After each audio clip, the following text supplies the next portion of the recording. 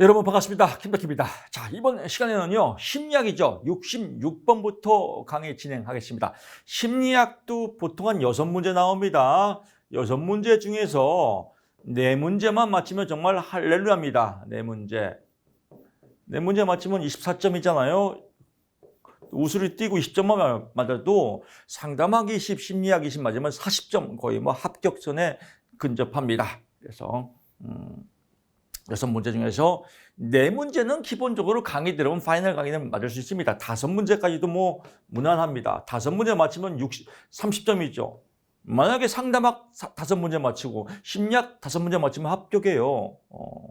또 그렇다고 해서 상담학 10년만 해야지 그러면 안 됩니다. 직업정보 노동시장론 나올 게 뻔합니다. 여기가 더 전략 과목이에요. 이 두 가지 직업정보 3문제, 노동시장론 3문제, 6문제가 나오는데요. 여기는 범위가 작아요. 나올 게 뻔해요.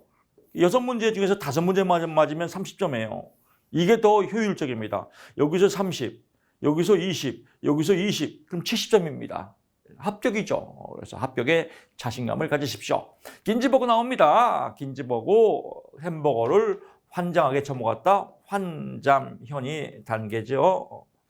좀 글씨를 이쁘게 한번 써볼까요? 환잠현이 환장하게 처먹었다. 환잠현 중에서 이 현실기의 하위 단계 3가지를 물어보는 겁니다.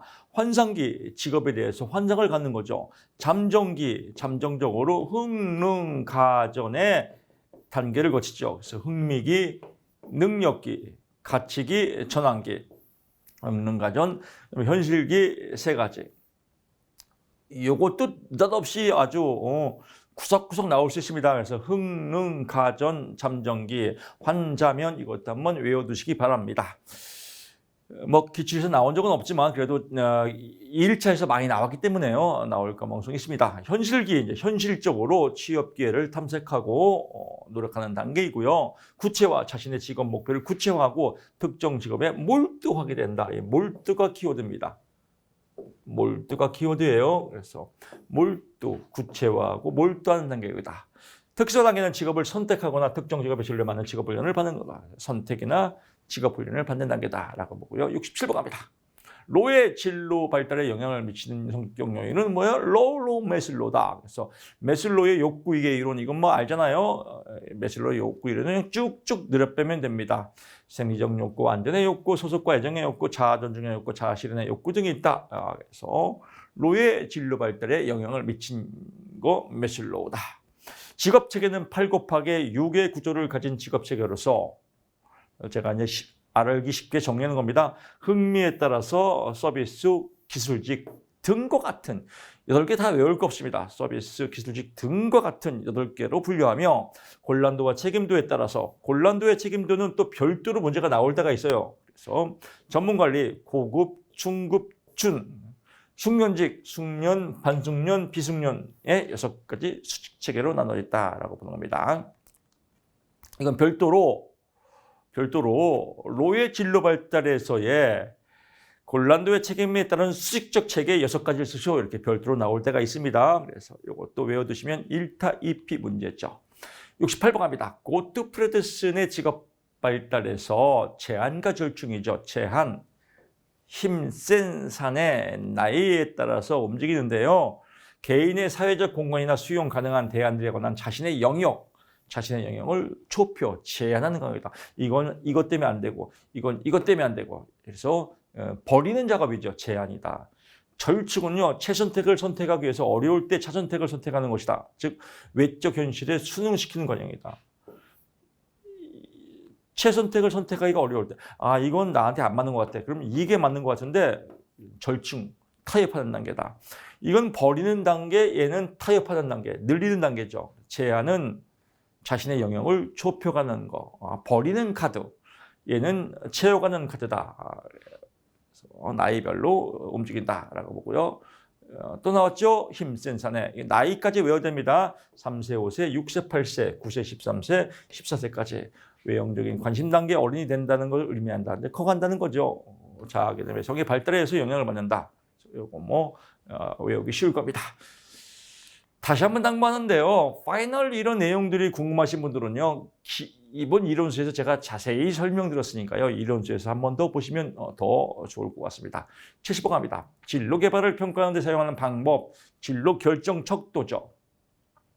진로 결정 척도 여러 가지 있습니다. 그중에서 다 외울 것 없고 항상 나오면 3개 나옵니다. 진로 발달 CDI, 진로 성숙도 CMI, 진로 정체성 검사, 정체감 검사 MVS. 교수님 이건 영어로 써도 되나요? 영어로 써도 됩니다. 다 같이 써도 되고요. 3가지 딱 떨어지니까요. 알면 쓰지만 이런 거 모르면 뭐 손도 못 댑니다. 그래서 발달 T, 성숙 C, 정체감 VS에서 제가 포인트 두시고요. 사회학습 그런 벌칙 나오죠. 유한학과 필기 때부터 징그럽겠습니다. 유전적 요인과 특별한 능력, 환경 조건과 사건, 학습 경험, 과제 접근 기술. 개인의 진로 기회에 영향을 주는 타고난, 이번 빼고요. 타고난 유전적 요인과 특징을 말한다.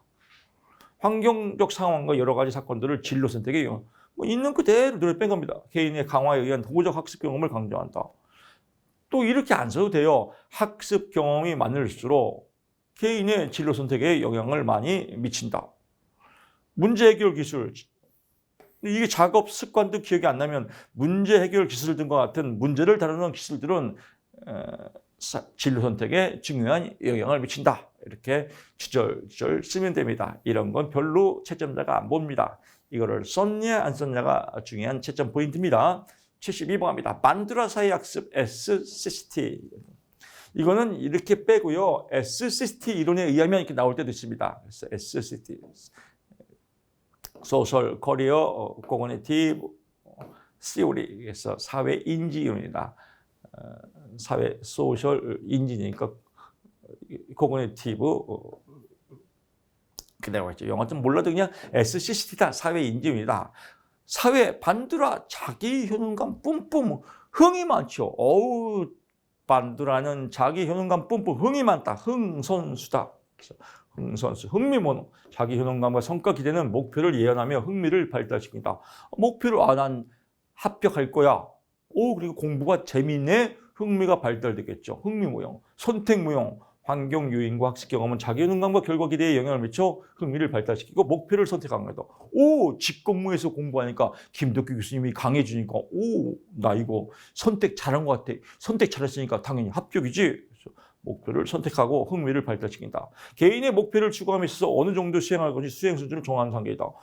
보니까 100점 맞을 거 없대 교수님이 그러는데 66점만 맞으면 되는데 그래 가볍게 공부하자. 흥이 나네. 흥선수 반두라 SCT 이론이다. 73번 갑니다. 직업 적응 직업 적응은요 개인적 측면과 성격적 측면이 있다. 여기서 물어보는 건 뭐예요? 개인적 측면이죠. 성격 유형, 개인적 측면이나 개인의 개인적 측면은 성격적 측면이라고 하고 이제 개인 성격이 있고요. 또 환경적 요인이 있죠. 환경. 여기는 개인을 물어보는 겁니다. 민역, 리지, 민첩성. 그래서 빠르게 나오죠. 정확도보다는 빠름이 의미한다. 역량, 그리고 평균 활동 수준, 리듬, 다양성, 지구력, 다양한 활동 수준의 기간. 의미한다. 딱 떨어집니다. 14번 갑니다. 롭키스 데이비스의 개발한 직업적 관련 도구 미네소타 대학에서 만들었죠. 그래서 MAIQ 미네소타 중요성 질문지, MJTQ 미네소타 직무기술 질문지, MSQ 미네소타 만족 질문지, 만족성 질문지. 얘도 마찬가지예요. 영어만 써도 되고 한글만 써도 되고 다 같이 써도 되고요. 근데 가장 안 좋은 거 MIQ 미네소타 만족성 질문지 이렇게 쓰면 안 되겠죠? 그럴 분들은 하나만 쓰시면 될 것 같습니다. 75번 갑니다. 여기서 하나 또 추가시킬 건요. 최근에 이제 나왔던 게 환경적 요인이 나왔습니다. 환경적 요인. 환경과 관계 있는 건 뭐죠? 융근 반적. 융근 반적. 이거 환경 적응입니다. 그래서 융통성, 끈기, 반응성, 또 적극성, 환경에 따라서 얼마큼 융통성 있게 잘 적응을 하느냐, 끈기가 얼마큼 있느냐, 반응을 얼마큼 능동적으로 잘하느냐, 적극적으로 얼마큼 잘하느냐, 이런 환경적 요인에도 직업 적응에 포함되더라. 환경적 요인, 융근 반적. 성격용 요인, 민영, 리지 이렇게 체크하시기 바랍니다. 홀랜드 인성 이론, 현탐의 사진관 이거 뭐 우리 설명하기도 참 창피합니다. 기본 자동 뽕으로 나오죠. 기계 도구를 좋아하고 사회기술은 부족하다. 대표적인 직업, 분석적 호기심이 많고 조직적 정확한 리더십, 반면 리더십이 부족하다. 그래서 홀랜드 현탐의 사진관 장점 쓰고 단점, 장점 쓰고 단점 이러면 될 것 같습니다. 76번 갑니다. 홀랜드 육각형 모델과 관련된 해석 5가지예요. 여기서 이게 나옵니다. 해석 5가지. 해석 5가지라고도 하고요. 주요 개념이라고도 합니다. 주요 개념 설명하시오. 일관성, 변별성, 정체성. 일관성, 홀랜드 코드가 서로 붙어 있다. 일관성이 높다. 변별성, 서로 일관성이 비슷하지만 각자 고유한 특징이 있다. 변별성. 정체성, 한 개인이 환경에 대해 갖고 있는 사회적 지위, 경제적 보상에 따른 안정감이다. 아이덴티티, 정체성. 그래서 사회적 지위와 경제적 보상에 따르는 안정감을 의미한다. 일치성, 개인과 직업 환경 간에 개인의 성격과 직업 환경 간에 얼마큼 적합한 것인지 알아보는 거 일치성이다. 계측성, 흥미나 환경 유형의 거리가 가까울수록 이론상 관계가 높고 멀수록 서로 왼수지간이다. 이런 거 가까울수록 서로 환경 간의 흥미와 관계가 높고 반대일수록 왼수지간이다. 서로 상극이다. 로또다. 아주 징그럽게 안 맞는다. 이렇게 보시면 될 것 같습니다. 77번 갑니다. 홀랜드 개인과 개인 간, 개인과 환경 약간 변형했죠. 그래서 개인과 개인은 일관성입니다. 홀랜드가 얼마큼 두 흥미 코드가 잘 붙어 있는지 육각형에서 얼마큼 육각형이 잘 안 그려지죠. 이쁘게 한번 그려볼게요. 이렇게 잘 붙어 있는지 일관성. 개인과 환경이죠. 일치성. 개인의 성격과 또 직업적 환경이 얼마큼 일치하는지. 개인과 환경은 일치성. 개인과 개인은 일관성. 얼마큼 서로 비슷한지. 환경과 환경은 얼마큼 가까이 있는지 떨어져 있는지. 그래서 환경과 환경은 계측성.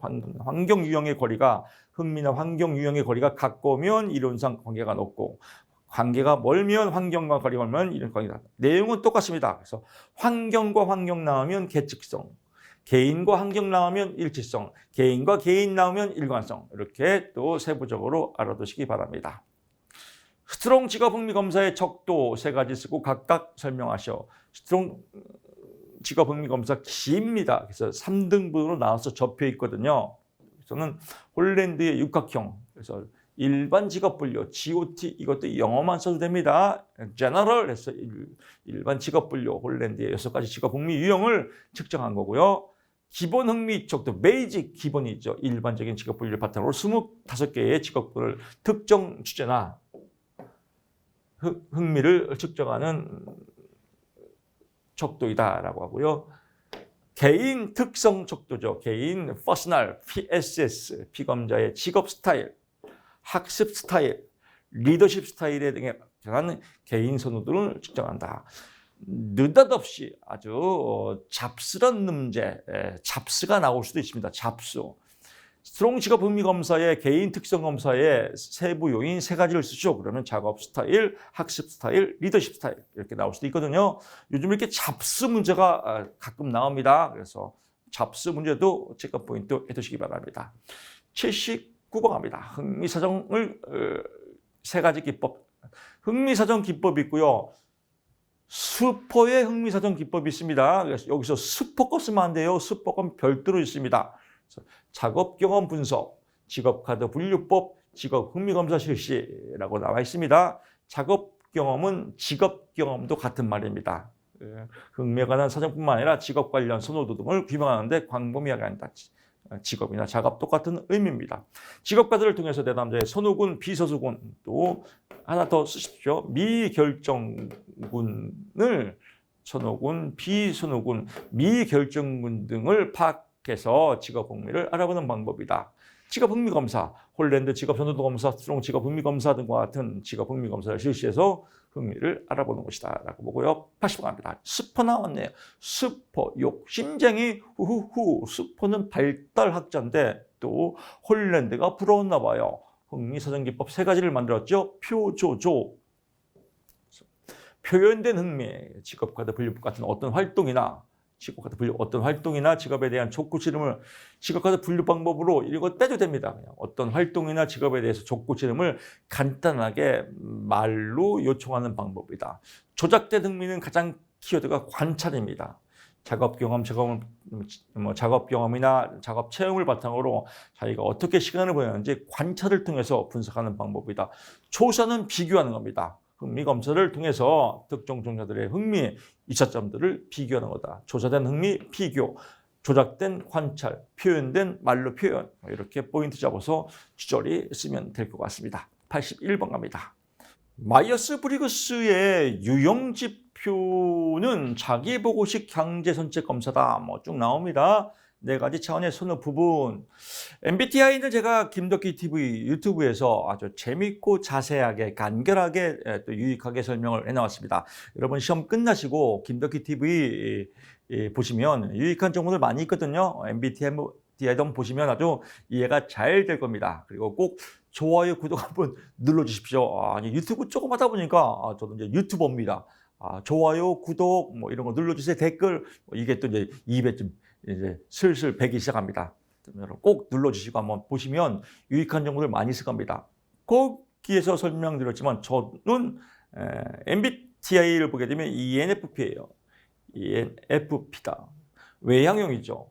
직관, 찍는 걸 좋아해요. 감정 풍부합니다. P, 인식, 그냥 느낌으로 이렇게 생활하는 겁니다. 그냥 대충 하는 스타일입니다. 제 아내는 ISTJ입니다. 완전 반대죠. 로또 부부입니다. 성격은 참 진짜 반대예요. 안 맞아요. 비가 오면 창문에 빗방울이 뚝 떨어지면 저는 그렇게 좋더라고요. 여보, 빗방울이 창문을 때리고 있어. 너무 좋지요. 그러면 아내는 여지 없어요. 문 닫아. 물 떨어지잖아. 이렇게 반대입니다. 부부 생활은 이렇게 맞춰가는 게 결혼 생활인 것 같아요. 얼마큼 조율을 잘하냐 이게 결혼 생활의 성공인 것 같아요. 열심히 조율하고 있습니다. MBTI 외향형, 내향형.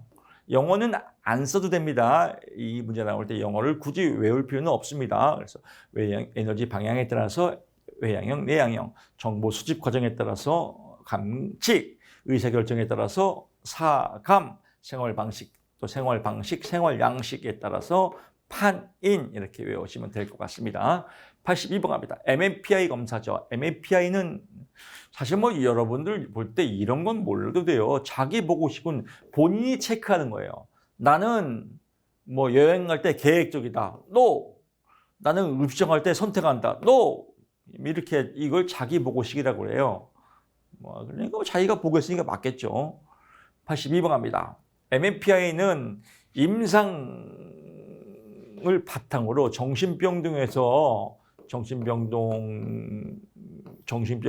뭐 성격 또는 병명 이런 것들을 처음에 만들기 위해서 만드는 건데 지금은 이제 일반적으로 또 많이 사용합니다. MBTI 척도입니다. 척도 두 가지가 있어요. 그래서 타당도 척도죠. 타당도 척도는 얼마큼 검사를 어떻게 했느냐, 검사를 어떻게 타당하게 했냐 안 했냐 이게 타당도 척도고요. 임상척도가 있습니다. 임상척도는 별도로 한번 외워두시면 좋을 것 같습니다. 이런 식으로 말씀드렸지만요. 임상은 병명입니다. 그래서 임상심리사나 청소년 상태에서 많이 나오거든요. 우리도 시험에 나올 수 있습니다. 건우와 희반이는 남편이 강렬해서 경사났네. 그래서 이론서에서 제가 설명드렸죠. 건강, 염려증, 우울증, 히스테리, 반사회성, 남성성, 여성성, 또 편집증, 강박증, 정신분열증, 조현병이죠. 또 경조증, 사회적 내향성. 그래서 MMPI 검사에 임상척도 6가지를 쓰쇼 이렇게 나올 수도 있거든요. 그래서 이런 거 나오면 또 다른 사람들은 손도 못 대요. 하지만 우리 직공모 카페 회원 여러분들은 뭐 할렐루야죠. 어우, 건우와 희반이는 남편이 강렬해서 경사났네. 뭐 맞는 키, 덕키 맞는 키가 있으니까 뭐 나는 이 문제가 팍 나왔으면 좋겠습니다. 임상척도고요. 타당도 척도는 이 문제에서 얘기입니다. 그래서 물음표 척도 또는 알 수 없다 척도죠. 응답을 안 한 겁니다. 무응답 케이스로서 피검자의 검사 태도를 얼마큼 성실하게 했냐, 대칭했냐 이걸 알아보는 거고요. L척도 자신을 좋은 모양으로 보이려는 부정적 정도를 측정하는 거다. 세련되지 못하게 부정직하게 표현하는 거. L척도고요. K척도 자신을 지나치게 긍정적으로 기술하는 정도를 측정한다. 병명 어떤 문제점이 있는데도 자기는 문제가 없어 라고 지나치게 긍정적으로 기술하는 거. 뻔한 거짓말을 잡아내는 건 K척도, 어설픈 거짓말을 잡아내는 건 L척도 그렇게 이해하시면 됩니다. 그래서 K척도는 교정척도예요. 뻔한 거를 교정해야지. 이거 교정 대상이다. L척도는 라이척도예요. 아주 어설픈 거짓말을 잡아내는 척도. F척도는 이상한 걸 잡아내는 겁니다. 그래서 허구척도라고 그래요. 정상하고 좀 이상해요. 허구된 모습이에요. 그래서 보통 사람과 다른 응답을 탐지해서 정신병리 정도를 측정하는 것을 F척도로 해서 허구척도, 규정척도, 거짓말척도, 알 수 없는 척도 뭐 이렇게 표현도 하죠. 83번 갑니다. 빅5 외호성 정경이다. 5점짜리죠. 외호성 정경 1차 때 많이 했죠. 외향성이냐, 호감성이냐, 성질성이냐, 경험에 대한 개방성이냐, 정서적 불안정성이냐. 외향성, 타인의 이제 여러분 이렇게는 썼지만 이건 양념이라고 했죠. 여러분이 국가고시를 쓸 경우에는 조금 포장을 아주 이쁘게 해야 됩니다. 그래서 외향성이란 타인과의 상호작용하는 것을 상호작용을 의미한다. 이렇게 마무리하면 더 깔끔하겠죠. 호감성은 타인과의 조화로운 관계로서 친밀감이라고도 한다. 성실성, 사회적 규범을 지키려는 정도를 알아보는 성실도를 체크하는 것이다. 경험에 대한 개방성, 새로운 개방에 대한 관심과 수용의 정도를 알아보는 것이다. 정서적 불안정성, 정서적으로 안정되어 있는지 불안정되어 있는지 이런 안정성과 불안정성을 체크하는 것을 의미한다. 이렇게 쓰면 똑같은 내용에도 훨씬 더 있어 보이죠. 84번 갑니다. 심리검사의 사용 목적 3가지를 쓰고 간단히 설명하시오. 심리검사 사용, 심리검사 왜 하죠? 내담자를 예측하려고 하죠. 예측행위동. 내담자를 뭐 하려고 하죠? 진단하려고 하죠. 또 연구 기능도 있죠. 그래서 예측 기능, 한 개인의 특성을 밝히고 미래 행위에 대해서 예측하는 것을 말한다. 이런 내용은 이 글을 바탕으로 대충 비비면 됩니다. 대충 버무리면 벌써 얘만 써도 벌써 채점자는 점수를 주려고 환장합니다. 진단, 다각적인 측정한 개인의 행동에 대해서 문제 원인을 진단한다. 뭐 이런 말 말고는 뭐 대충 다 비슷비슷하지 않습니까? 그래서 연구 목적을 위해서 집단의 일반적인 경향을 조사할 수 있다. 집단 빼도 되죠. 연구의 목적을 위해서 일반적인 경향을 조사할 수 있다. 집단을 써도 그만 안 써도 그만, 양념을 넣어도 그만 안 넣어도 그만, 너무 글자 하나에 연연할 필요가 없다. 대충 버무리자. 이게 합격의 지름길입니다. 85번 갑니다. 직업상담에 사용할 검사를 할 때 고려할 기준 5가지. 검사 선정. 잘해야겠죠. 정답은 잘해요. 어떻게 잘해요? 신뢰도와 타당도가 관련된 표준화된 검사를 한다. 그럼 여기도 3개 뺄 수 있어요. 신뢰도를 파악해야 된다. 타당도를 파악해야 된다. 표준화된 검사 도구를 사용한다. 비상시에는 이렇게 써도 됩니다. 심리검사 선택 시 내담자를 포함한다.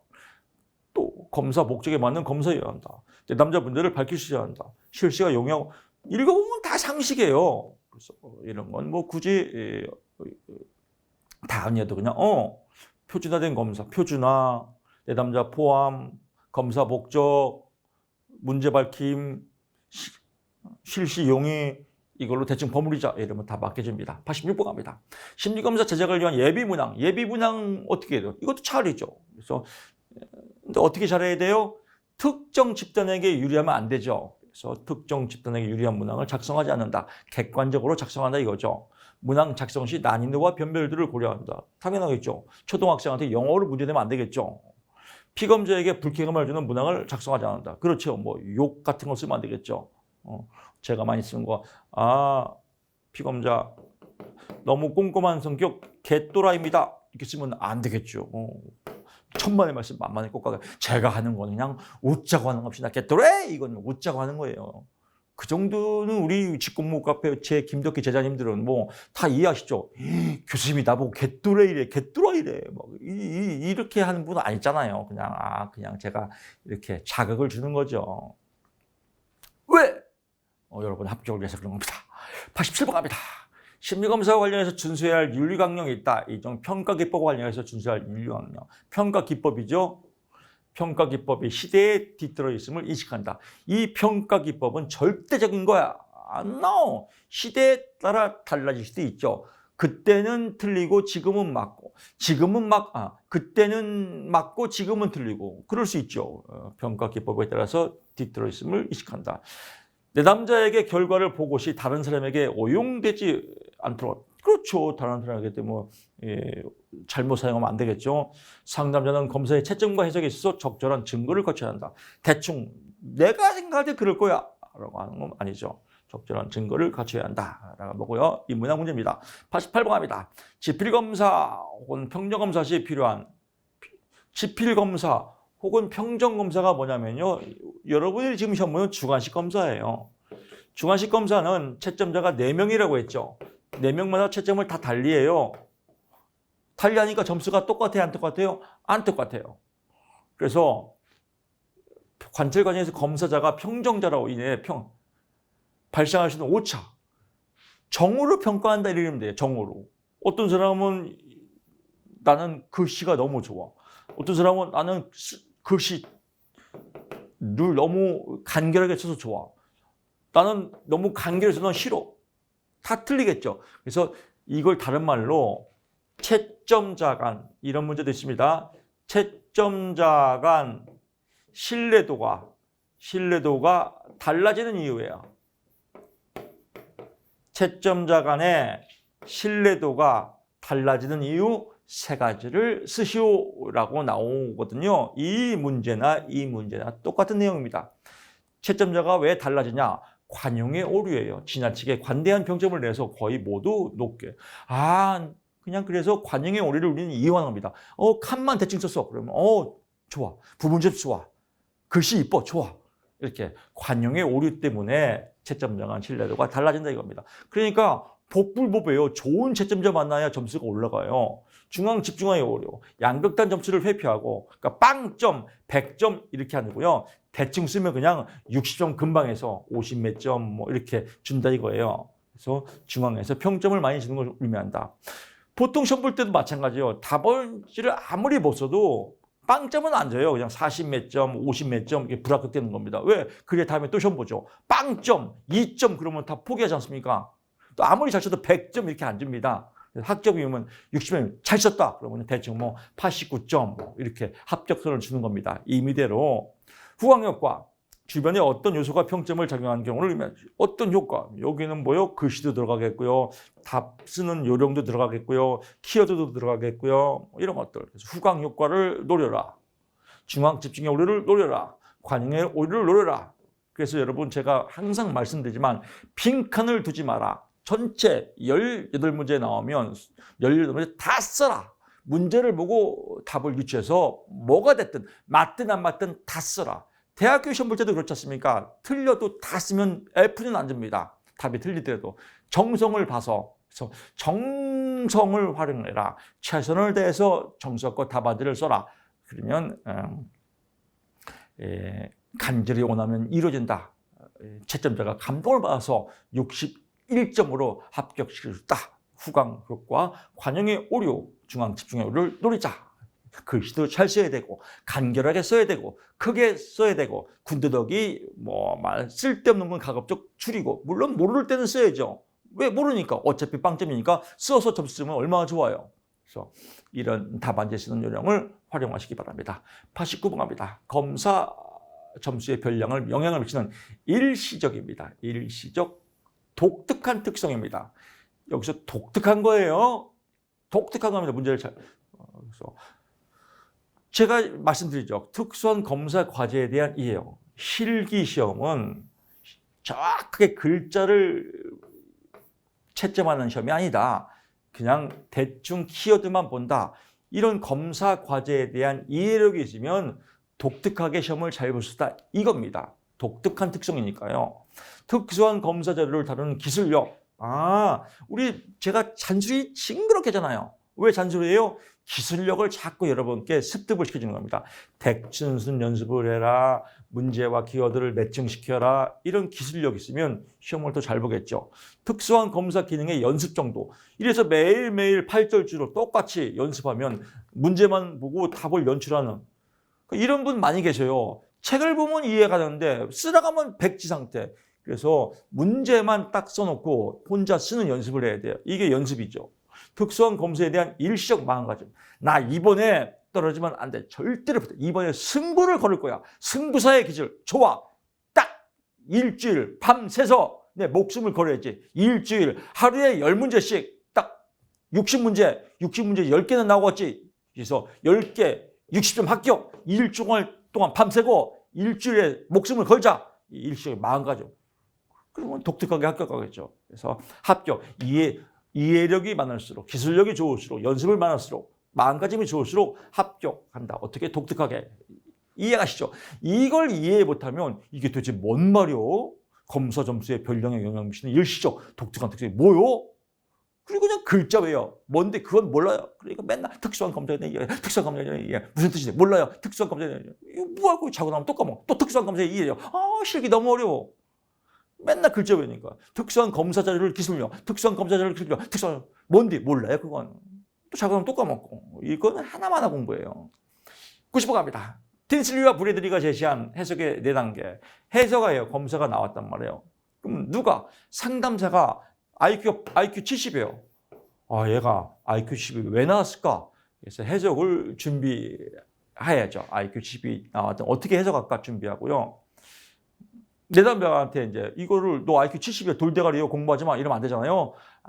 검사는 검사일 뿐이야 라고 해서 해석 수용을 준비시키고 그다음에 이제 너 IQ 70이라고 이제 잘 전달하고 그다음에 충격을 받았는지 안 받았는지 이제 추후 활동 보고 아무 생각 없이 또 공만 찬다. 저거 진짜 70이구나.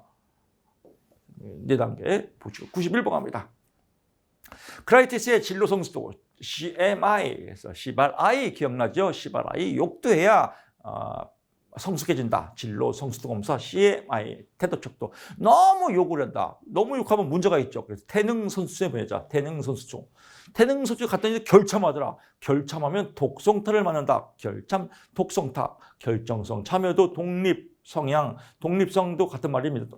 타협성 태도 척도 능력 척도 자생목 계문 자기평가 직업정보 목표 선정 계획 문제 해결. 그래서 이렇게 외우시면 될 것 같고요. 그래서 공부하다 보면요. 이제 몇 번 하다 보면 나와요. CMI, 시발I, 진로 성숙도 검사, 태능 가야지, 태도 척도, 결참 독성타, 능력 척도, 자생목 계문. 그래서 뭐 이게 쭉쭉 나옵니다. 투사적 검사의 장단점 이것도 우리 1차에서 많이 했죠. 투사 검사 뭐예요? 로샤의 잉크 반전 검사 이런 모양을 보고 어떤 게 기억납니까? 다양한 반응이죠. 반응이 다양하고 풍부하다. 또 반응이 독특해 이상한다 하는 사람 많이 있습니다. 반응이 독특하게 나타난다. 뭘 물어보는지 모르니까요. 방어가 어렵죠. 단점은요. 주관적 견해가 영향을 준다. 이건 전문가가 판단하는 거기 때문에 뭐 전문가 나름대로의 다 해석 방법이 틀려요. 물론 기본 지표는 있겠지만 그래서 주관적 견해가 영향을 준다. 또 신뢰도가 낮다. 타당도도 낮다. 이렇게 쓰시면 될 것 같습니다. 93번 갑니다. 심리검사의 선다형, 사지선다형 예, 아니요. 그래서 이건 뭐 yes, no죠. 이걸 객관식, 자기보고식 검사라고 합니다. 이런 검사가 가지는 장점. 이건 객관적 1차죠. 1차 필기시험이에요. 장점 뭐예요? 시행, 채점, 해석이 간단하죠. 그렇죠. 뭐 답 1번에 답, 뭐 2번에 답. 시행, 시험 봐서 해보는 거예요. 신뢰도와 타당도가 높죠. 왜? 똑같으니까요. 답안지 보고 채점하는 거니까요. 시행 시간이 짧죠. 그렇죠. 비용 측면에서 경제적이죠. 전문적인 검사가 필요 없다. 검사자가. 왜? 누구나 다 답 보고 채점하는 거니까요. 94번 갑니다. 심리검사의 선대형 예 등의 단점이에요. 단점. 자유로운 자기 표현이 불가능하다. 그렇죠. 나는 김치를 좋아한다. yes, no. 어떻게 얼마큼 좋아하는지 모르죠. 그래서 자유로운 자기 표현이 불가능하다. 사회적 바람직으로 인한 반응이 왜곡될 수 있다. 그렇죠. 그래서 질문지가 4개 있단 말이에요. 나는 착하다. 그렇다. 나는 양심적이다. 그렇다. 나는 도덕적이다. 그렇다. 나는 사회성이 좋다. 그렇다. 이렇게 사회적 바람직성으로 인한 반응이 왜곡될 수 있다. 맨날 욕만 하고 지랄 맞은 사람도 나는 사회성이 높다. 이렇게 할 수도 있잖아요. 그래서 왜곡될 수 있다. 어떠한 일정한 방향으로 반응하는 경향이 있다. 일정한 방향. 이것처럼요. 다 좋다. 좋아, 좋아, 좋아, 좋아. 이렇게 해서 일정한 방향으로 반응하는 경향이 있다. 그래서 이렇게 쓰면 간단합니다. 문제를 알면 쉽습니다. 95번 갑니다. 일반 적성검사에 지정된 3개의 적성에 대해 설명하시오. 검사 겁나게 많습니다. 14개인가 됩니다. 이거 다 외울 필요 없습니다. 나오면 똑같이 나옵니다. 지능, 일반적인 학습 능력 및 새로운 환경에 빨리 적응하는 능력. 이게 지능이죠. 언어의 뜻을 이해하고 사용하는 능력. 이건 국어 문제예요. 쉬워요. 수리, 빠르고 정확하게 계산하는 능력. 외울 게 없잖아요. 그래서 지능, 언어 능력, 수리 능력, 지연수. 나머지는 볼 거 없고요. 96번 갑니다. 표준화를 위한 수집된 자료가 정규분포에서 벗어났다는, 정규분포는 종 모양이죠. 종 모양에서 벗어나는 거는 도구가 문제가 아니라 표집 절차 잘못 뽑았다 이거예요. 잘못 뽑을 때 이때 어떻게 해결하냐. 예를 들면 시험을 봤는데 빵점이 3명이 있어요. 그 정규 모양 꼬리가 길죠. 그럼 꼬리를 잘라버리죠. 얘 3명을. 표집 절차, 표집할 때 빼버리는 거죠. 이게 뭐예요? 절미법이에요. 편포의 꼬리가 작을 경우 꼬리를 잘라내서 정규 모양, 분포 모양으로 만드는 거 절미법. 완곡법은요, 옛날에 학교 다닐 때, 제가 학교 다닐 때 많이 사용했던 겁니다. 옛날에 학교 다닐 때는 그냥 점수가 주먹구구식이거든요. 너무 어려워요, 문제가. 그래서 1등이 80점이에요. 그럼 1등을 100점 맞추려면 뭐예요? 플러스 20점을 해야죠. 그래서 자기 점수 20점 올려. 이런 거, 점수를 더해주는 거. 또 너무 시험을 잘 봤어요. 그럼 자기 점수에서 10점 빼. 그래서 점수를 더하거나 빼서 정규 모양, 정규 분포 모양으로 만드는 거 완곡법입니다. 면적을 자르는 거예요. CT처럼. CT 차량처럼. 그래서 각 점수들의 백분위를 찾아서 그 백분위에 해당하는 지점수를 찾는 방법이다. 백분위에 해당하는 지점수를 잘라서 이렇게 모양을 만드는 방법. 3가지 체크 포인트 주시고요. 97번 갑니다.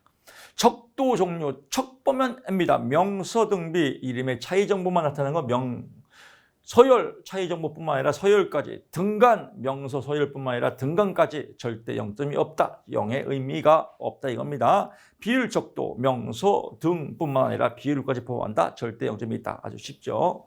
98번 갑니다. 심리검사의 분산도를 파악해서 사용하는 기준 3가지. 분산도는 뭐예요? 흩어진 정도죠. 산포도라고 한다. 라고도 합니다. 산에 있는 포도가 아니라 분산된 분포도. 그래서 시험 범위 1페이지부터 10페이지까지다. 분산됐죠. 그래서 최고 점수와 최저 점수 간의 거리를 범위. 표준 편차, 정규 분포에서 평균으로부터 떨어진 거리. 이 거리가 뭐예요? 흩어진 정도죠. 그래서 표준 편차, 또 4분위 편차, 4등분해서 여러분들 시험 볼 때 마찬가지죠. 4명이서 시험 본다겠죠. 그래서 한 명은 90점, 한 명은 50점, 한 명은 65, 한 명은 60. 그러면 이 사람 둘 다 잘라버리고 2개 평균 내갖고 점수 낸다. 합격이겠네요. 이 사람은 불합격이지만 이 사람 2개 합치니까 합격이죠. 그래서 점수를 4등분해서 가운데 2등분을 더해서 나눈 값을 4분위 편차라고 한다. 열심히 외워요. 범위, 표준 편차, 4분위 편차, 범위, 표준 편차, 4분위 편차. 제목이 뭔데요? 몰라요. 심리학에 나와요. 이름 안 돼요. 분산도, 산포도다라고 보고요. 99번 갑니다. 집중 경향치. 집중 경향치 대표값이라고 그래요. 대표값. 그렇죠. 또 여기다가 또 대표값 구하는데 여기다 범위, 표준 편차 이렇게 쓰는 분이 있다니까요. 제목을 잘 외워야 돼요. 집중 경향값. 집중 경향치 대표값이에요. 11, 2, 2, 2, 3, 3 할 때 어떻게 대표값을 정하냐. 가장 많은 순서로 많이 나온 걸로 대표값을 정한다. 최빈값이죠. 가운데 있는 것으로 대표선수를 만든다. 중앙값이죠.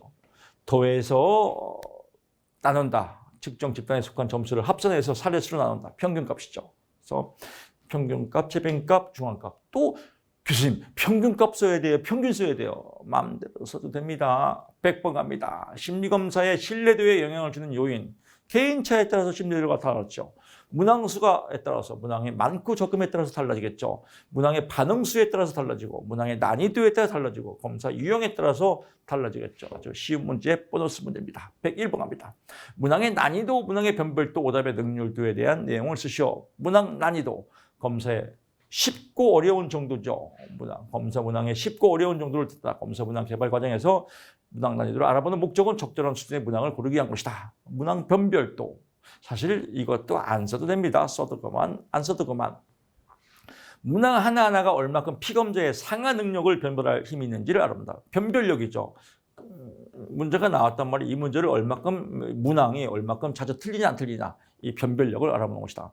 오답 능률도 피검 집단의 학생의 문항의 각 답지에 어떻게 반응하고 있는지, 그래서 잘 맞게 하는지 잘 틀리게 하는지, 이 문제 내면 잘 맞는지 이 문제는 잘 틀리는지, 오답의 능률도하고 변별되는 조금 차이가 있습니다. 비슷한 면도 있지만 피검제의 상하 능력을 변별하는 것은 변별력이고요. 또 반응도를 보는 건 오답의 능률이다. 반응을 보는 건 오답의 능률도, 변별력, 상하 능력을 보는 건 문항의 변별도, 쉽고 어려운 정도를 보는 건 난이도. 이렇게 해서 글짓기 쓰면 되겠습니다. 102번 갑니다. 검사 사용의 목적, 기준 참조 검사. 기준, 상대평가죠. 준거, 절대평가죠. 기준점을 보고 평가하는 거 준거. 상대적 비교를 통해서 평가하는 거 기준 참조 검사죠. 기준, 개인의 점수를 집단 내 상대방과 비교 해석해서 상대평가를 하는 것을 말한다. 대표적인 예는 표준화된 심리검사를 의미한다. 표준화된 심리검사, 웩실로 지능검사, 또 이런 걸 의미한다고요. 예를 들어 쓰시면 웩실로 지능검사 하나 쓰시면 될 것 같습니다. 준거 참조 검사, 개인 점수를 기준 점수와 비교해서 당락을 결정하는 절대평가다. 국가자격 시험, 직업 상담사 시험 이렇게 쓰시면 되겠죠. 103번 갑니다. 기준의 종, 기준이라고도 하고요. 집단 내 기준입니다. 집단 속에서 비교하는 종류 세 가지. 백분위 점수, 표준 점수, 표준 등급. 필기에 또 징그럽게 나왔죠. 백분위 점수, 개인의 상대적 위치를 백분율로 나타낸 점수를 의미한다. 왜? 개인의 상대적 위치를 백분율로 나타내서 상대적 평가를 하기 위한 것을 말한다. 표준 점수, 정규 분포상에서 표준 편차를 이용해서 평균에서 얼마큼 떨어져 있는지 알 수 있는 점수를 말한다. 표준 등급 원점수를 1부터 9 범주로 나누어서 백분율에 맞춰서 등급을 매기는 것을 말한다. 일명 스테나인 점수라고 한다. 이것도 안 써도 됩니다. 괜히 또 일명 스테네치 점수 하면 또 괜히 또 틀리는 답이니까요. 써도 그만, 안 써도 그만. 이런 것들은요, 제가 쓸 때 그냥 써도 그만, 안 써도 그만. 104번 갑니다. 심리검사의 검사 내용에서 성능검사와 습관적 행동 경향을 측정하는 성향검사, 성능검사를 인지적 검사라고도 하고요. 성향검사를 정서적 검사라고도 합니다. 그래서 정서적 검사 세 가지와 인지적 검사 세 가지를 쓰죠. 이렇게 나올 때도 있거든요. 지적성 성형태, 지적성 성형태. 이거 나오면 뭐 아주 간단하죠. 지적성, 지능, 적성, 성취도, 성형태, 성격, 흥미, 태도 검사가 있다. 105번 갑니다. 확률 표집 방법 세 가지를 쓰고 설명하시오라고 나왔네요. 확률 표집 방법에서는 단순 무선 표집, 층화 표집, 유층 표집이라고 합니다. 집락 군집 표집. 그리고 하나 더 있습니다. 체계적 표집이라고 있습니다. 이것도 별도로 나온 적이 있거든요. 체계적 표집이다라고 보고요. 단순 무선 표집은 제비뽑기입니다. 그래서 구성원들에게 일련 번호를 부여하고 무작위로 표집하는 방법이다. 일명 제비뽑기라고 한다라고 해도 됩니다. 층화 표집은 일명 유층 표집이라고도 하며 한 줄 나오죠. 모집단이 이질적인 하위 단위일 때 구성되는 표집 방법이다. 집락 군집은요, 집락 표집, 군집 표집이라고도 하며 모집단이 동질적인 집단을 보고 집단 전체를 표집하는 방법을 의미한다. 간결하게 쓰면 정답 처리합니다. 체계적 표집은요, 어떤 체계가 있겠죠. 옛날 수학 선생님이 많이 쓰는 거죠. 오늘 10일인가요? 그러면 10번, 20번, 30번 나오세요. 이렇게 해서 어떤 체계에 따라서 일정한 룰에 따라서 표집하는 것을 체계적 표집이라고 한다라고 보시면 될 것 같습니다. 106번 갑니다. 아주 길지만 간단한 문제입니다. 직업상담사가 구직자 A와 B에게 각각 동형검사인 직무능력검사 1형과 2형을 실시하였다. 동형 같은 유형의 검사죠. 어쩌고 저쩌고 쭉 나옵니다. 이럴 때 지점수 구하는 공식입니다. 지점수 구하는 방법. 지점수 우리 많이 공부했을 겁니다. 표준 편차분의 원점수 빼기 평균 그대로 대입만 하면 됩니다. T점수는 참고적으로 제가 적어놨습니다. 혹시 교재가 오류가 있으면 수정 부탁합니다. T점수는 10 곱하기 G점수 플러스 50이다. 이 문제랑은 관계없지만 그냥 상식적으로 또 나오는 문제가 있으니까요. 알아두시고요. 여기서는 G점수만 해당이 됩니다. 그대로 숫자 대입하면 됩니다. 원점수 나오죠. 115, 124 나오고요. 평균 나왔죠. 표준표 나왔죠. 2형에 대해서 평균 나왔죠. 표준표 나왔죠. 그대로 대입만 하면 되죠. 그래서 표준 편차분의 1영은 원점수 115 빼기 100은 2.14 나오죠. 둘째 자리까지 구하고요. 2영은 표준 편차 15에 원점수 124에 100 여기 나와요. 혹시 모르는 분이 있어. 원점수 124 2영 표준 편차 15 평균 100 그대로 써 있습니다. 그대로 대입만 하면요. 산수 문제예요. 숫자가 아름다워집니다. 나오면 똑같이 나옵니다. 구직자 A가 구직자 B보다 지점수가 더 높기 때문에 A가 더 높은 직무 능력을 갖췄다고 볼 수 있다. 직무 능력을 비교하는 거니까요. A가 더 직무 능력이 뛰어나다. 왜? 지점수가 높기 때문에. 간단합니다. 나오면 똑같이 나옵니다. 6점 먹고 들어갑니다. 이런 문제 나왔으면 좋겠죠. 직업심리검사인 신뢰도를 추정하는 방법 3가지. 신뢰도 추정하는 방법, 검사, 재검사 신뢰도. 같은 검사를 동일한 피검자에게 한 사람에게 2번 실시해서 상관관계를 알아보는 거 검사, 재검사 신뢰도. 반분 신뢰도 반으로 나누는 거죠. 검사를 문항수를 같도록 두 부분으로 나눠서 점수를 간의 상관계수를 산출하는 거. 동형검사 신뢰도 앞에 문제 풀어봤죠. 동일한 특성을 특정하는 2개의 검사. 동형검사를 개발해서 동일한 피검사에게 대상으로 실시하는 거. 3가지 포인트 잡으시면 될 것 같고요. 교수님, 반분 신뢰도도 있지 않나요? 있죠. 3가지를 이제 3가지만 골라서 쓰면 됩니다. 반분 신뢰 여기 있네요. 순간적으로 착각했네요. 108번 갑니다. 신뢰도 추정의 검사, 재검사 방법과 동형검사 방법의 의미와 단점을 설명하시오. 검사, 재검사 신뢰도 앞에 문제하고 같은 유형입니다. 같은 검사를 동일한 사람에게 실시하고요. 단점은 검사 요인력과 검사, 똑같은 검사를 똑같은 사람에게 똑같은 문제를 검사하기 때문에요. 처음 측정 재검사 점수에 영향을 미친다. 영향을 당연히 미치겠죠. 영향을 미치는 걸 무슨 효과라고 그래요? 이월 효과죠. 문제가 이월돼서 연습을 해서 기억이 된다. 이 3가지 효과가 발생한다. 이걸 검사 요인 효과라고 하고요. 성숙 요인 효과, 측정 간격이 길 때 조사 대상이 성숙됐겠죠. 왜? 시간이 오래 갔으니까요. 특성이 변할 수 있어서 변할 수 있다. 이걸 반응 민감성 효과다. 반응이 민감하게 변한다. 역사 요인 효과, 측정 기간 중에 발생한 어떤 사건의 영향을 받을 수 있다. 3가지 단점이고요. 동형검사 신뢰도. 동형의 유사한 검사를 한 사람에게 시간 간격 차 없이 똑같은 의미입니다. 하나 외워두면 계속 쓰고요. 단점은요. 동형검사 개발을 하나 똑같은 문제를 개발하려면 개발이 아니라 그대로 쓰면 쉽죠. 근데 비슷한 유형이 비슷하게 만들려면 어렵겠죠. 그래서 동형검사 개발의 비효율성과 즉 효율적이지 않고 경제적 돈도 많이 들어간다 이겁니다. 이걸 달리 말하면요. 동형검사 개발이 어렵다 이거야. 제작하기가. 비스무리하게 만들려면 어렵다. 그래서 비효율성과 비경제 하나만 쓰고 싶어요. 그러면 동형검사의 개발은 비용이 많이 든다. 이렇게 써도 됩니다. 동형검사 개발은 비용이 많이 든다. 이런 거 외우기 쉬우면요. 또 동형검사는 제작하기가 어렵다. 이게 비효율성이죠. 검사 문항 표집에 따른 오차가 개입한다. 그렇죠. 문항을 잘못 뽑으면 오차가 발생할 수 있죠. 그래서 검사 문항 표집에 따른 오차가 개입된다. 오차가 발생할 수 있다. 그래서 이런 거 외울 때는요, 여러분들이 재해석하는 방법도 중요해요.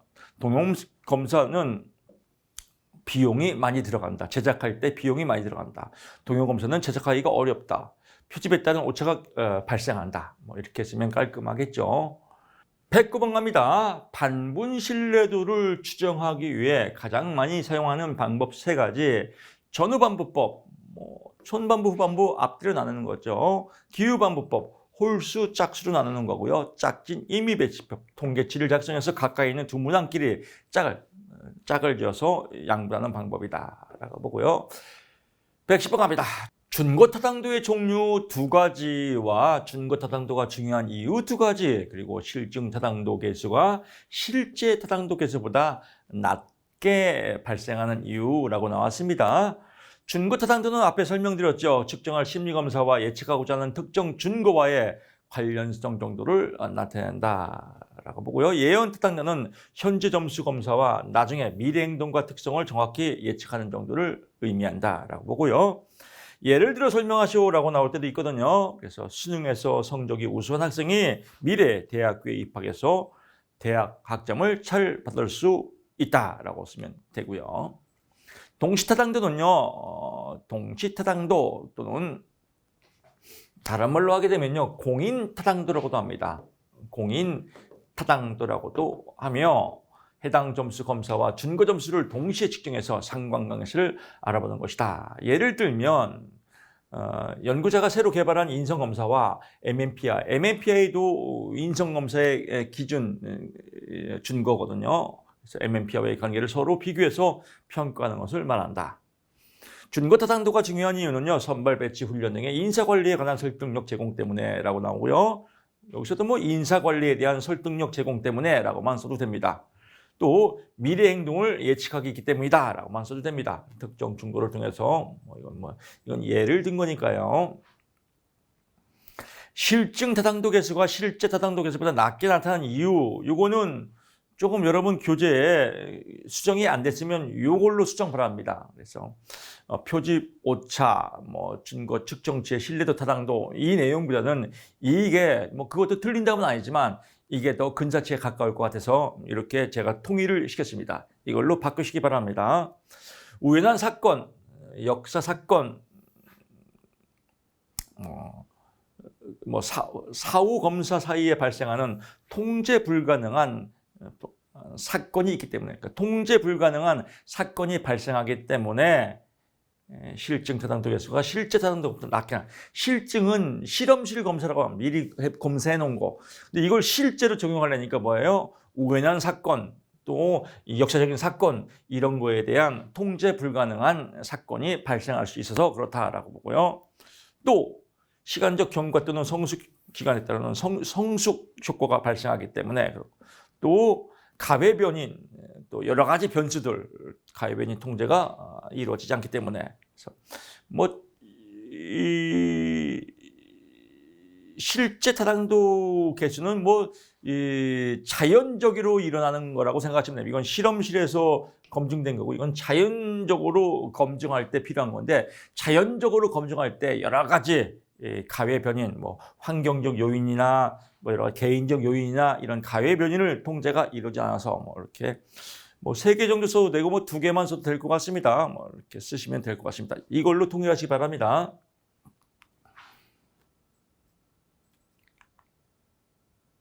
그렇습니다. 또 구성 111번 갑니다. 구성 타당도를 분석하는 방법 3가지.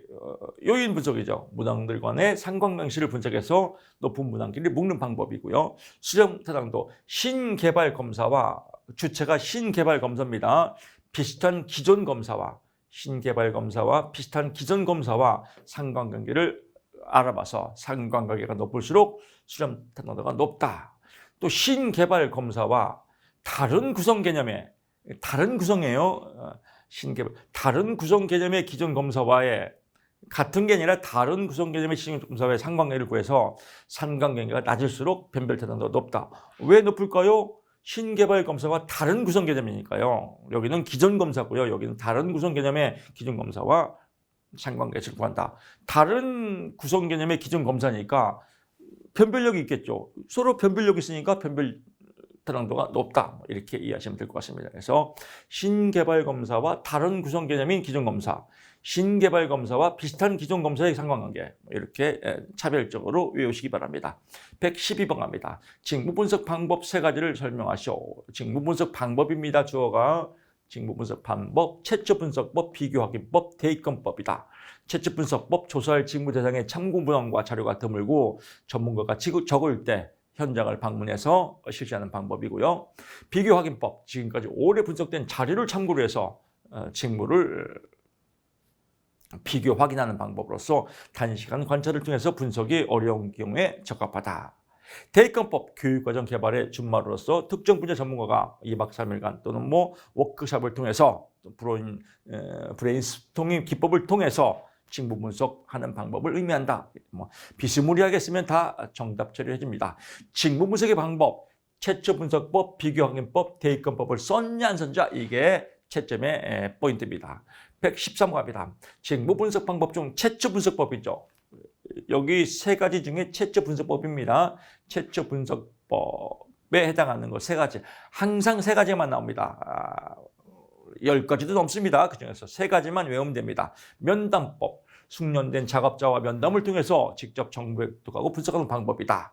관찰법, 분석자가 직접 작업자 옆에서 작업 내용을 관찰해서 뭐 내용 그대로 합니다. 체험법, 체험함으로써 그대로 쓰면 되겠습니다. 또 우리가 시험에 많이 나오는 중요 사건 기록법도 여기에 해당됩니다. 이건 별도로 나올 때도 있습니다. 중요 사건 기록법, 결정적 사건법이라고도 하죠. 그래서 어떤 사건을 통해서, 중요한 사건을 통해서 징후 분석을 하는 방법이겠죠. 114번 갑니다. 징후 분석을 하는 목적은 징후 기술서, 징후 명세서를 만들고 이로부터 얻어진 정보를 여러모로 활용하는 데 있다. 징후 분석으로 얻어진 정보의 용도, 징후 분석의 용도죠. 용도, 목적이죠. 세 가지. 종업원의 모집, 선발, 교육 등의 기초 자료로 활용된다. 경력 및 인사 관리에 활용된다. 직무 수행 평가에 활용된다. 이 내용들은 기본적인 내용이니까 외우기 쉽겠죠. 115번 갑니다. 직무 분석 방법 중 결정적 사건법, 아까 나왔네요. 결정적 사건법, 중요사건 기록법의 단점 세 가지. 어떤 사건을 보고 직무를 분석하기 때문에요. 많은 시간과 노력이 요구된다. 그 사건이 왜 일어났을까? 이 사건과 어떤 연관 관계가 있을까? 이런 주변 상황을 다 알아봐야 되기 때문에요. 많은 시간과 노력이 요구되고요. 또 이 사건을 통해서 직무 분석을 하기 때문에 포괄적 정보 획득이 한계가 있죠. 또 이 사건을 판단하는 주관적 요소가 들어갈 수 있죠. 그래서 주관적이며 서술의 왜곡 가능성이 있다. 주관적 왜곡이 가능성. 이건 객관적인 평가가 아니라 이 사건을 보고 평가하는 이 전문가, 주관자의 개인적 개입도 들어가기 때문에 주관적이며 왜곡 가능성이 있다라고 쓰시면 될 것 같습니다. 116번 갑니다. 직무 분석의 구조적 면접법, 비구조적 면접법, 비구조적 면접법에 대해서 구조적은 뭐냐면요. 체계가 있는 거예요. 비구조적은 나쁜 게 아니에요. 자유로운 겁니다. 그래서 구조적 면접법은 질문 내용을 미리 준비해두고 순서에 따라 정한다. 어떤 순서에 입각해서 체계적으로. 장점은 짧은 시간에 많은 정보를 얻을 수 있다. 왜? 질문 내용을 많이 쓸 수 있으니까요. 단점, 얇고 넓게 해요. 그러니까 심층적 정보를 얻을 수 없어요. 많은 정보를 얻을 수 있지만 심층적 정보를. 왜? 질문을 단순하게 많이 늘어 빼니까요. 비구조적 면접법은 자유로운 면접법이에요. 사전에 결정된 질문이 없고 응답자의 반응에 따라서 융통적으로 자유롭게 하는 면접을 자, 우리 커피 한 잔 마시면서 한번 토론 한번 해볼까요? 자, 어떻게 생각하십니까? 의견을 제시하세요. 이런 게 비구조적 면접법이죠. 장점은 뭐예요? 심층적으로 정보를 얻을 수가 있죠. 반대겠죠. 단점은 다양한 정보를 짧은 시간에 얻을 수 없다. 이거 반대니까요. 이해만 하면 쉬워요. 사실 구조적 면접법과 비구조적 면접법을 모르는 분이 많아요. 그러니까 글자를 외우거든요. 문제를 이해하면 쉬워요. 구조적 면접법, 짜임새가 있는 면접. 비구조적 면접법, 자유로운 면접. 근데 어떤 사람은 구조적 면접법 좋은 거, 비구조적 나쁜 거. 이렇게 하니까 이해도 안 되고 무조건 어렵다고 하는데 문제를 이해하면 아주 쉽습니다. 실업과 관련된 야호다입니다. 묵음이에요, 제의가. 조다 시간이라 야호다입니다. 야호다에 실제 시험에서는 한글 안 나옵니다. 그래서 조다시, 신발 좋다 이렇게 쓰면 안 됩니다. 직업박탈 이론, 직업박탈 이론이에요. 직업박탈 이론의 거꾸로는 뭐예요? 고용이죠, 고용. 그래서 고용 상태예요. 즉 취업 상태에 좋은 점 5가지, 5만 가지도 넘겠죠. 직장 갈 때 좋은 점, 돈만 챙기죠. 그래서 돈. 여기도 이것 쓰면 되죠. 돈이 생긴다. 이름은 너무 없어 보이죠. 경제적 자유가 찾아온다. 월급 받으니까. 시간, 직장 출퇴근하니까 시간의 구조화가 할 수 있다. 사회적 접촉이 가능하다. 직장 다니니까. 직장 속에서 공동의 목표가 생긴다. 사회적 안정감이 생긴다. 지위가 발생한다. 수입이 발생한다. 활동성이 생긴다. 직장 다닐 때 좋은 점 쓰면 다 점수입니다. 서비스 문제죠. 118번 갑니다. 직무의 조직에서의 주된 직무와 조직. 직무와 조직은 어디서 생겨요? 직장이죠. 직장 다닐 때 스트레스의 원인 세 가지를 쓰라 이거죠. 과제 특성, 업무가 직무 처리가 너무 단조롭거나 너무 많으면 당연히 스트레스 받죠. 역할 갈등, 개인 간, 개인 내, 송신자 간, 송신자 간의 역할 갈등 때문에 스트레스가 역할 갈등이 뭐 개인의 역할 갈등, 개인 간 역할 갈등, 송신자 내 이런 역할 갈등 때문에 스트레스가 발생하죠. 역할의 모호성, 직무가 모호할 때 스트레스 많이 받죠. 그래서 이 세 가지 제목이 뭐예요? 스트레스의 원인이에요. 스트레스 원이라고도 합니다. 줄여서 스트레스 원이라고도 합니다. 스트레스 원, 스트레스 원인, 스트레스 원. 얘랑 헷갈리면 안 돼요. 직무 스트레스의 매개 변인이에요. 매개 변인, 조절 변인. 조절을 어떻게 하는 거냐 세 가지를 쓰시오. 그래서 성격 유형에 따라서 A형이냐 B형이냐. A형은 극단적이고 성취지향적이라 스트레스를 많이 받고 B형은 스트레스를 덜 받죠. 늑작지근하고 여유가 있고 초조하지 않고 그래서 목표 지향적이기보다는 과정 지향적이고 통제 소재 외적 통제자 유형이 내적 통제 유형에 비해서 쉽게 더 스트레스를 받는다. 외적 통제자 있는 그대로 막 스트레스 부딪히는 사람들. 내적 통제자 내재적 내적으로 통제하는 거 내적으로 소화시키는 거. 기도하는 남자죠. 기도하는 여자. 기도하는 남자만 있는 게 아니죠. 기도하는 남자, 기도하는 여자, 기도하는 사람. 내재적 통제자가 있는 기도하는 사람들이 스트레스를 덜 받죠. 사회적 지원, 사회적 지원에 따라서 직무 스트레스가 더하기도 하고 그렇죠. 사회적 지원, 뭐 돈이죠. 돈이 많고 적음에 따라서 또 칭찬과 격려가 뭐 유무에 따라서 이런 사회적 지원, 뭐 경제적 또는 칭찬과 격려 이런 등과 같은 사회적 지원이 있는 사람들은 스트레스를 덜 받겠죠. 120번 갑니다. 라자루스가 개발한 중다양식 침. 이건 7점짜리입니다. 7점. 왜 7개니까요? 하나, 둘, 셋, 넷, 다, 일곱. 하나, 둘, 셋, 넷, 다섯, 여섯, 일곱죠. 행정, 감상인. 뭐 이론에서 제가 다시 설명드렸습니다. 행정, 감상인, 대략. 그래서 요거 쓰는 게 점수입니다. 요거는 시험지에 다 이렇게 써 있습니다. 비행정. 정서, 그 다음에 쓰는 건 여기에 맞게 타당도 있게 글짓기 하면 됩니다. 행동 강화를 통해서 행동을 수정한다. 정서, 수용 공감을 통해서 정서적인 안정을 찾는다. 여기는 문제점이에요. 여러 가지 문제점에 대한 심리치료 방법이에요. 행동에 문제가 있으면 강화를 통해서, 정서가 문제가 있으면 이런 걸 통해서, 감각에 문제가 있으면 근육이완, 긴장이완을 통해서 감각을 정상화시키고, 심상, 마음이 아프면 자기상의 변화를 통해서 심상의 안정을 갖는다. 자기상의 변화. 여기도 기도하면서 또 수영하면서 내적 변화를 추구하는 거죠. 인지, 대가리가 안 좋으면 인지적 대가리를 재구성해서 스트레스를 해소한다.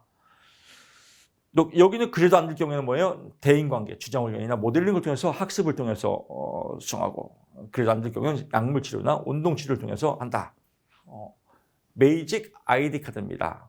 그래서 베이직 아이디 카드, 그래서 행정감상인 쓰는 게, 행정감상인 대략 쓰는 게 7점이고요. 쓰는 건 여기에 맞춰서 상식적으로 쓰면 7점 먹고 들어갑니다.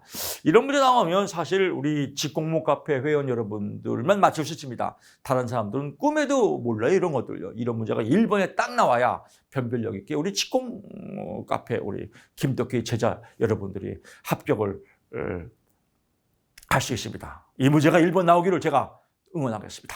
자, 이러면서 심리학 120문제, 125까지죠. 심리학 강의 마쳤고요. 노동시장론은 상반 때 여러분 찾아뵙겠습니다. 고맙습니다.